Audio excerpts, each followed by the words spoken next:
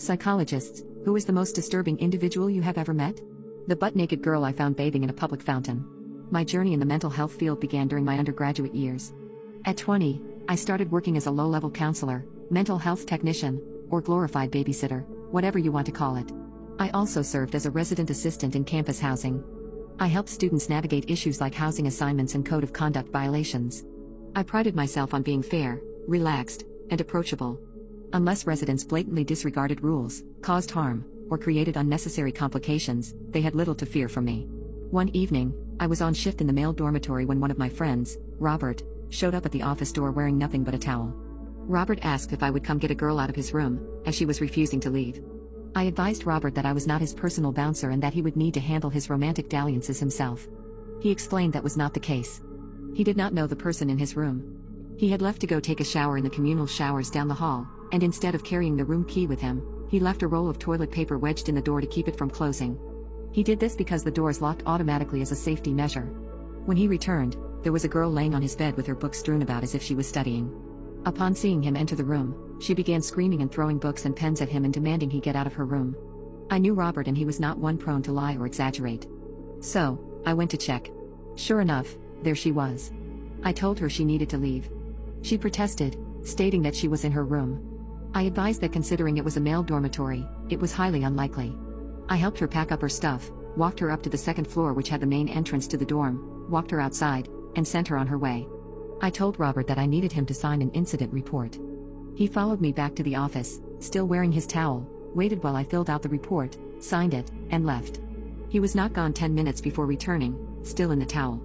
Apparently, when we walked the girl out, we forgot to close the door completely behind us and she double-backed on us, came in through the back door, and resumed her study position. This time, I was going to be prepared.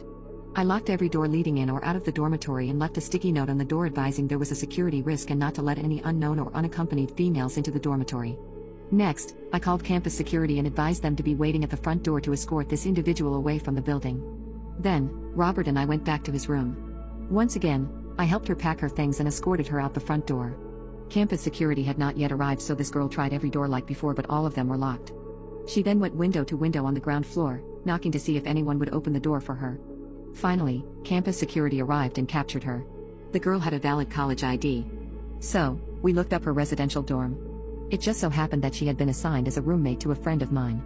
I called my friend to inquire about the girl. My friend said that she had only met the girl one time and that was the first day of the fall semester. The girl mumbled something, grabbed her enormous book bag, left the room, and had not been back. We were currently in November.